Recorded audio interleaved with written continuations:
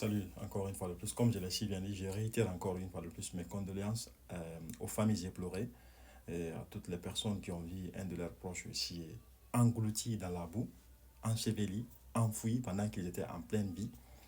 Et condoléances en tout cas à toute la population guinéenne, quoi. C'est très très difficile, quoi, ce qui s'est passé à Manéa, quoi. Mais comme je l'ai toujours dit, je vais encore me répéter, c'est l'État qu'on doit pointer ici comme le seul responsable ici de tout ce qui se passe en Guinée. D'abord, je vais parler d'abord le cas du dépôt des carburants Coronti là-bas. On a vu cet endroit qui était obstrué à la circulation.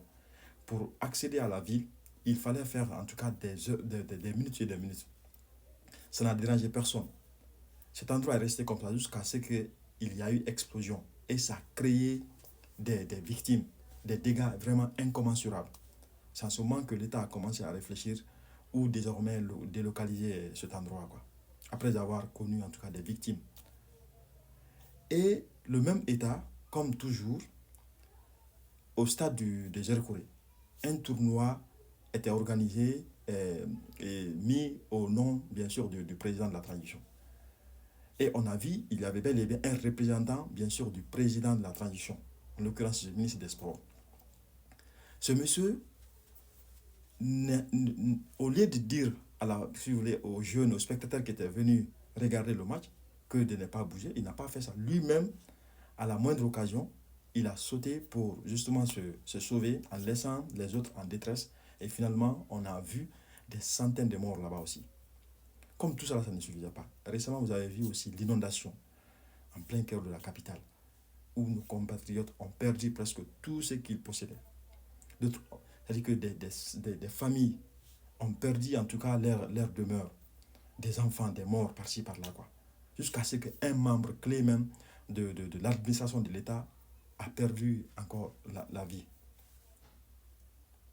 Tout ça, ce sont des exemples parmi tant d'autres, quoi. C'est pour vous dire combien de fois que l'État, parfois, est vraiment irresponsable, quoi. Et ça, comme je l'ai toujours dit, ce n'est pas ceux qui sont aux affaires aujourd'hui qu'on peut pointer du doigt forcément à cette responsabilité. C'est quelque chose qui a été entretenu longuement. Et ça fait aujourd'hui que, voilà, les conséquences, à tout moment, peuvent forcément se faire sentir, quoi. Vous avez nos compatriotes qui viennent se confier à l'État parce que les permis de construction que vous voyez là, vous ne pouvez pas construire, en tout cas dans un pays sérieux, normal, sans au moins obtenir ici le permis de construction venant de l'État ou de l'habitat.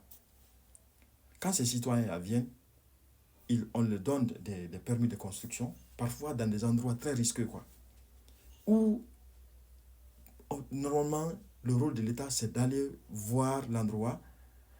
Est-ce que peut-être ce n'est pas un endroit à haut risque? Est-ce que cet endroit on peut construire? Ce n'est pas ce que nous on fait chez nous. On laisse les gens construire n'importe comment, dans les bas-fonds, parfois même en obstruant forcément le passage de l'eau. Je vous dis combien de fois le degré de sérieuxité de ce pays, quoi. C'est un pays qui n'est pas du tout sérieux, quoi.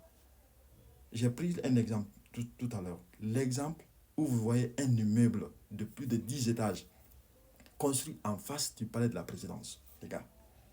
Un endroit où on prend toutes les bonnes décisions d'un pays, où même on décide le sort des 14 ou 15 millions de Guinéens. Cet endroit également, vous voyez un immeuble qui surplombe même le palais de la présidence. Si par exemple il y a un sniper, forcément il peut tirer n'importe quelle personne dans la cour de la présidence. Et ça ne dérange personne.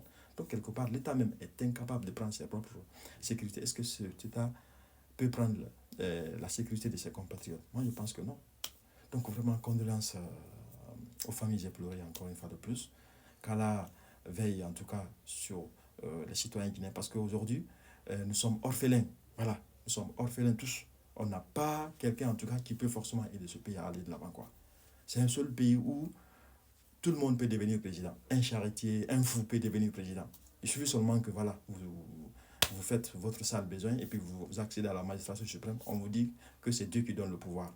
Et ça fait aujourd'hui que malheureusement tout le monde a la possibilité d'accéder à cette magistrature suprême. Donc vraiment, condoléances à la famille et qu'Allah veille sur notre pays. Merci.